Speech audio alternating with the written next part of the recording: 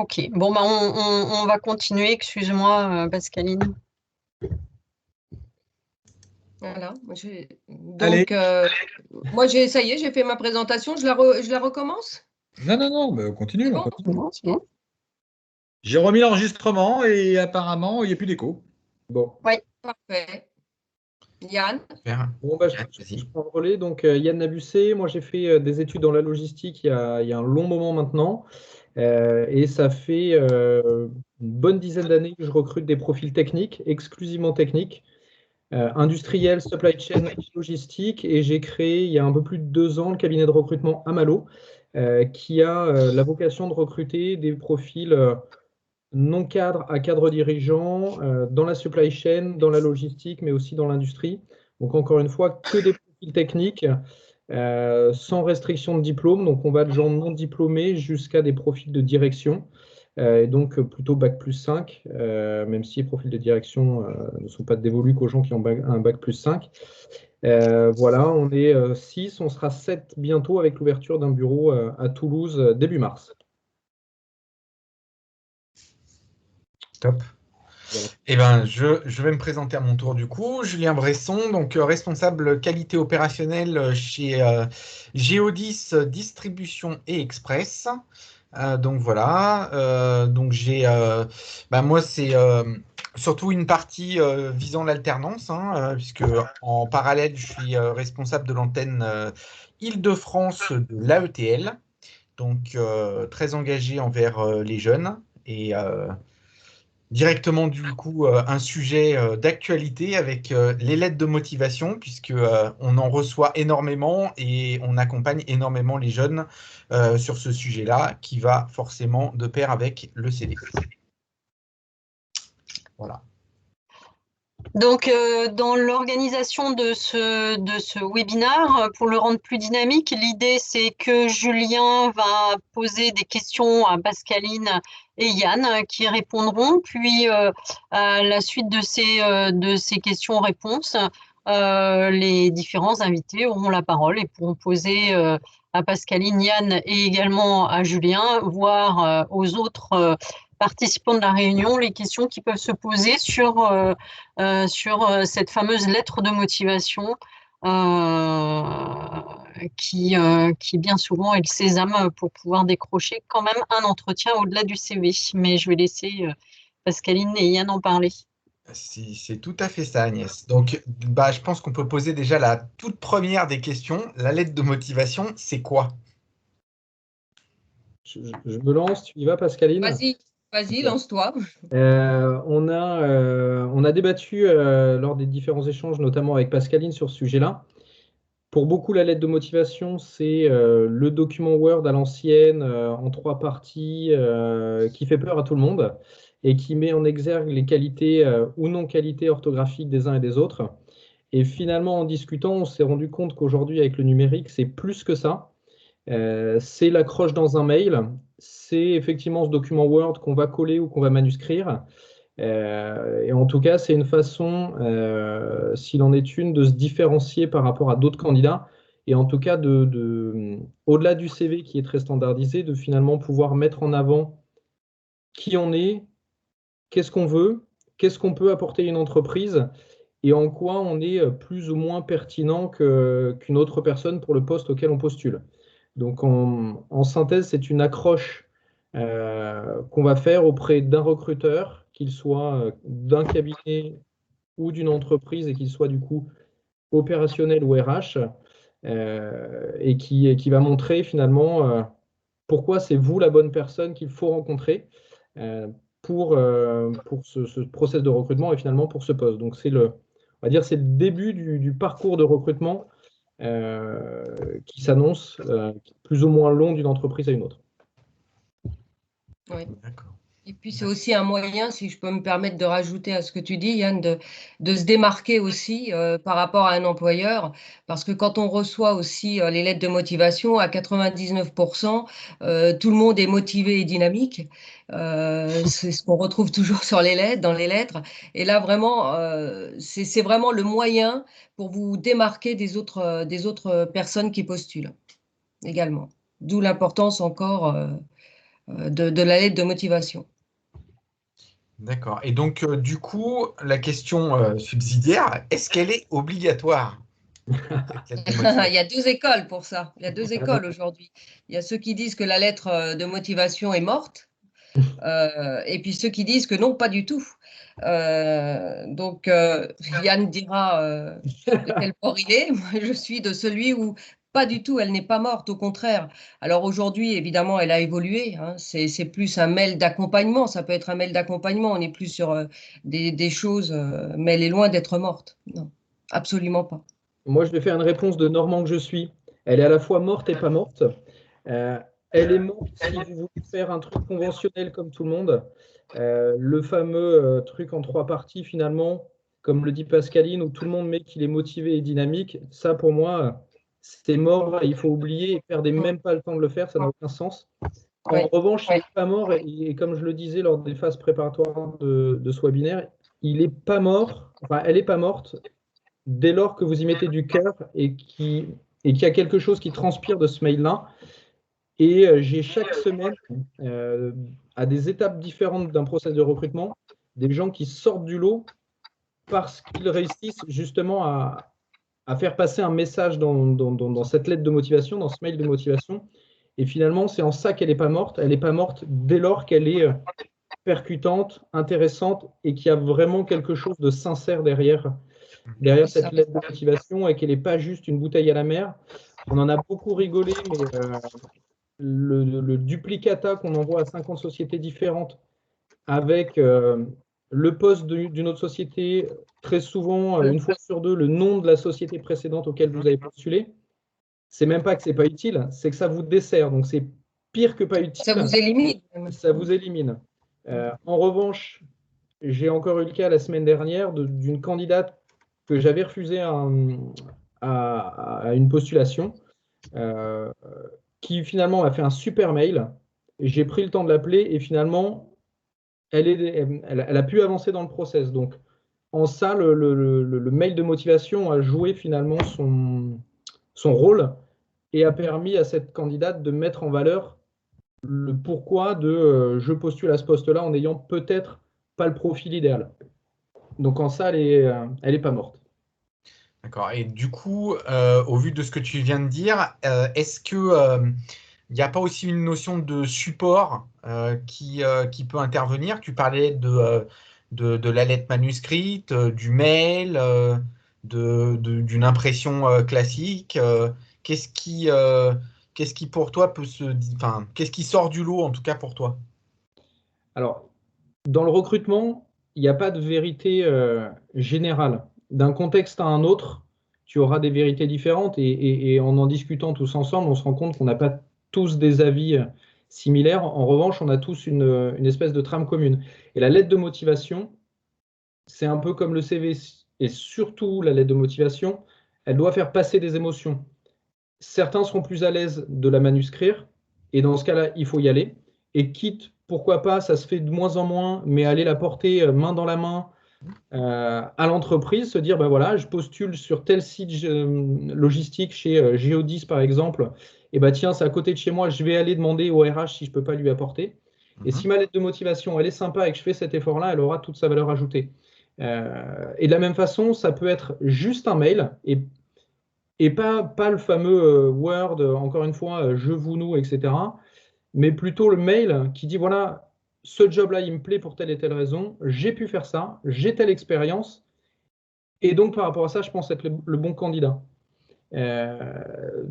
Voilà, il n'y a pas de vérité là-dessus. En tout cas, il n'y a pas forcément une méthode qui est mieux qu'une autre. Force est de constater qu'on est de plus en plus digital et donc envoyer son CV par mail, ça se fait, c'est devenu courant. Et donc, plutôt que de copier-coller un Word en pièce jointe, bah, pourquoi pas faire un beau mail plutôt que salut, je vous transmets mon mail et puis débrouillez-vous, enfin mon CV et débrouillez-vous avec. Non, faire un mail sympa, accrocheur, sans en faire trop, mais un mail avec de la sincérité, de l'envie. Et aujourd'hui, je pense que tous les recruteurs seront unanimes sur le fait qu'on cherche avant tout des gens qui ont de l'envie. Et c'est la première façon de montrer finalement qu'on a envie de l'entreprise, qu'on a envie du poste, qu'on a envie de faire carrière, qu'on a envie d'avancer. Et finalement, c'est vraiment ce qui va déterminer un peu la suite et ce qui fait qu'on va peut-être prêter un peu plus d'attention à un CV ou une candidature. D'accord. Même si la lettre est mal... Oui, excuse-moi. Vas-y, je t'en prie. Non, pour rajouter ce que dit Yann aussi, si la lettre est maladroite, alors je ne parle pas de faute d'orthographe, faute de syntaxe, je ne parle pas de ça, mais si on sent qu'elle est maladroite, mais comme je dis toujours, si on sent qu'elle vient des tripes de la personne, ça passera toujours. Faut vraiment, comme tu le dis, Yann, c'est de la sincérité, faire passer des émotions. Voilà, c'est ça. D'accord. Là, donc, du coup, pour continuer de ce que tu viens de dire, qui prend le temps de la lire? Est-ce que, parce qu'au final, on a plein de jeunes qui postulent, qui vont faire une lettre de motivation, un CV. D'après vos expériences, qu'est-ce qu'il faut faire? Vers qui il faut se tourner? Moi, j'ai tendance à dire que tout le monde la lit, hein. Même si quelquefois, voilà, même quelquefois, c'est vrai qu'on va regarder d'abord le CV, hein, qui va nous intéresser, mais à un moment ou à un autre, peut-être avant de prendre la décision d'appeler la personne pour un premier entretien, on va se pencher aussi sur la lettre de motivation. Et moi, je vois quand j'étais en entreprise ou même en cabinet, le client me demandait toujours la lettre de motivation. Et en entreprise, l'opérationnel me demandait toujours à un moment donné la lettre de motivation. Donc, je dirais, tout le monde la lit. Alors, peut-être pas forcément au départ, mais après, à un moment donné, elle est lue. Ça, c'est certain. Si elle est présente, elle est lue, effectivement. Elle est lue, comme dit Pascaline, pas forcément au début. En tout cas, nous, en cabinet de recrutement, la double pièce jointe CV, lettre de motivation, fait simplement qu'on va ouvrir le CV et pas la lettre de motivation. Je suis à 99 chances sur 100, c'est ce qui va se passer. En revanche, encore une fois, le corps de mail un peu sympa, là, il va être lu parce qu'il va être accrocheur. Il y a eu des smileys, il y a eu, bref, peu importe la façon dont il est écrit, on va y prêter un peu d'attention. Et comme le dit Pascaline, il y a des gens en entreprise, RH, opérationnels, qui attachent de l'importance. Mais encore une fois, je pense que nous, en cabinet, on ne se mouillera pas avec une lettre de motivation pour dire il est motivé si la lettre, elle est bateau. Peu importe le temps qu'on a passé dessus, si elle est bateau, elle n'a pas de sens. En revanche, il m'arrive régulièrement, moi, de recommander à des candidats super motivés. Ça m'est arrivé vendredi dernier. J'ai une candidate qui adore la RH, adore l'opérationnel et se rate avec le DG. Et elle me dit, qu'est-ce que je peux faire? Et bien là, en bout de course, la réponse était faites-lui un mail où, comme dit Pascaline, où tu mets tes tripes dessus, où tu lui montres que peut-être tu t'es raté parce que le job, tu le voulais absolument, que c'était le DG, tu t'es mis la pression.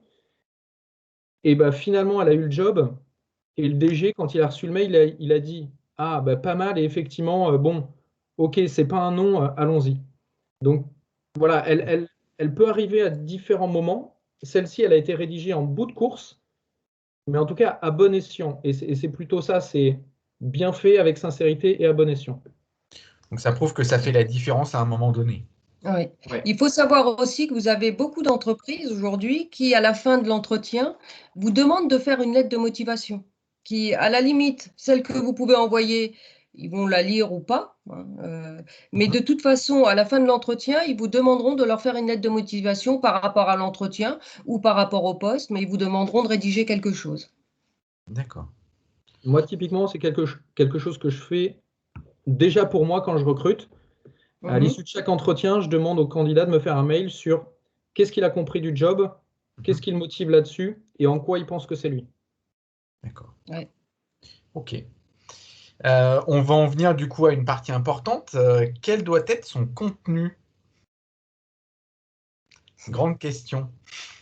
La théorie à l'ancienne, c'est je, vous, nous. Je suis génial, vous êtes une super boîte, ensemble on va faire des choses merveilleuses. Ça, c'est la théorie. Enfin, Pascaline, tu m'arrêtes si je me trompe, mais en tout cas, c'est l'expérience que j'en ai. Celle-ci, à mon sens, elle perd un peu justement parce elle est classique et qu'on s'attend à ça. Et je pense que, encore une fois, c'est montrer qu'on a passé du temps à préparer la candidature. donc pas l'entretien, mais vraiment la candidature. J'ai lu votre poste, j'ai vu que votre entreprise, elle avait telle valeur, elle avait telle réussite, elle venait de lever des fonds, elle ouvrait un site à côté de chez moi, peu importe. Mais j'ai vu que votre contexte, votre poste correspond à mes envies de carrière, à mes études, à mes expériences et, et de montrer finalement que je me suis intéressé et que j'ai fait matcher mon produit finalement, moi, versus le client, le recruteur. Et encore une fois, que ce soit un cabinet ou une entreprise, c'est la même chose. Celle qui va attirer, c'est pas celle qui est conventionnelle. En tout cas, moi, les 10 dernières que j'ai lues avec attention et qui ont fait la différence, c'était des lettres ou des mails de motivation qui n'étaient pas conventionnels. Et justement, en fait, j'ai eu envie de me plonger dedans parce qu'il y avait un truc qui m'interpellait. Un peu comme les centaines d'emails qu'on reçoit ou dizaines d'emails qu'on reçoit chaque jour dans sa boîte mail, celui que vous ouvrez, finalement, c'est celui qui a un titre accrocheur, qui a une première phrase sympa. C'est la même chose. Vous ouvrez une annonce de responsable d'exploitation. Aujourd'hui, vous avez une centaine de candidatures. Il y en a une bonne moitié qui est pertinente, qui est dans l'attendu à peu de choses près. Et ben, la lettre de motivation qu'on va lire, c'est celle voilà, qui va attirer l'œil. D'accord. Ouais, c'est ça.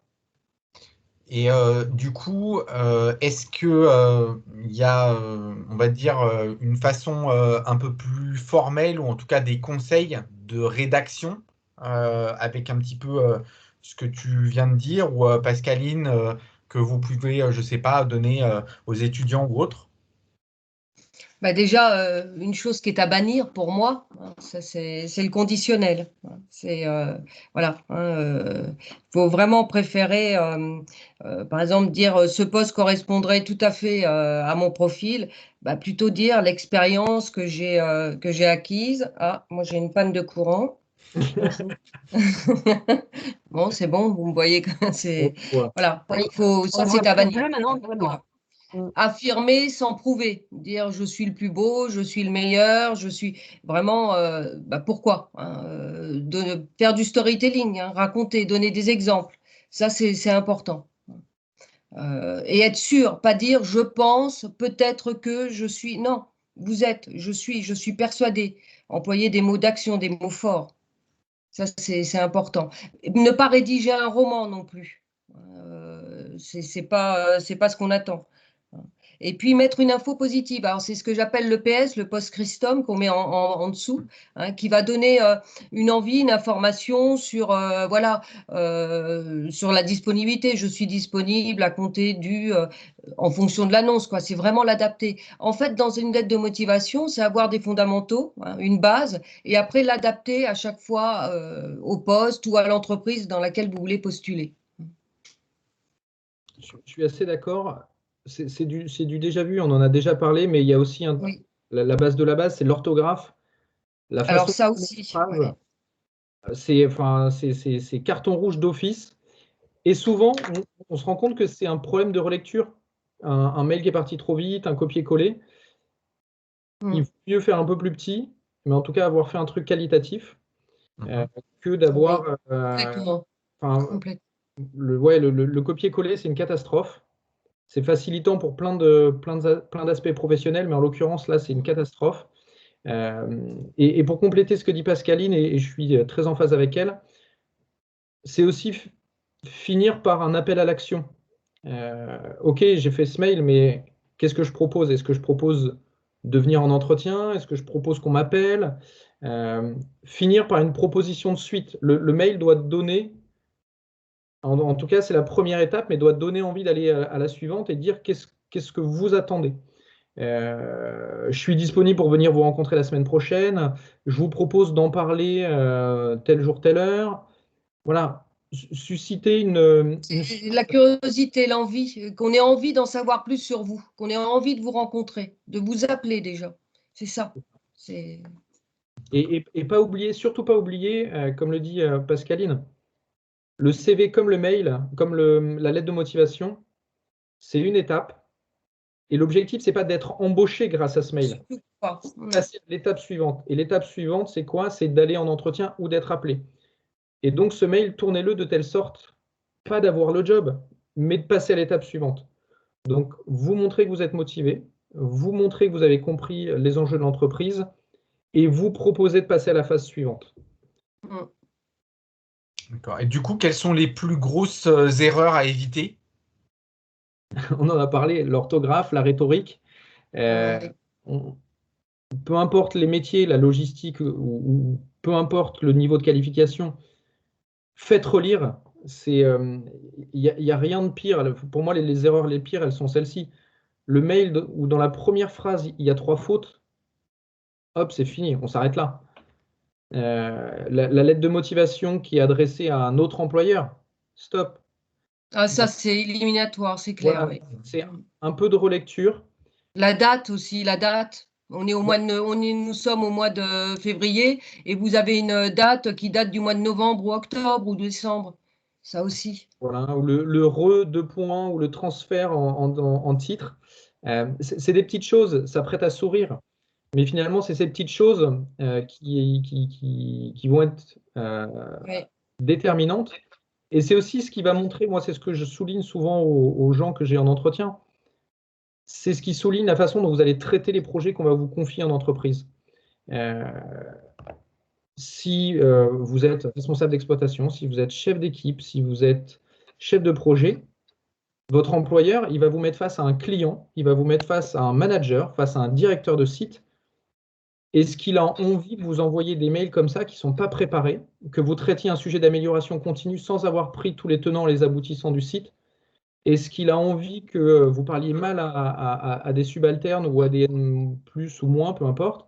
Non, il a envie d'avoir quelqu'un de professionnel. Et votre image est conditionnée par ces premières étapes, ces premiers pas dans la relation avec l'entreprise. Elle commence là. Elle ne commence pas le premier jour où vous démarrez dans l'entreprise. Elle commence par ce premier mail.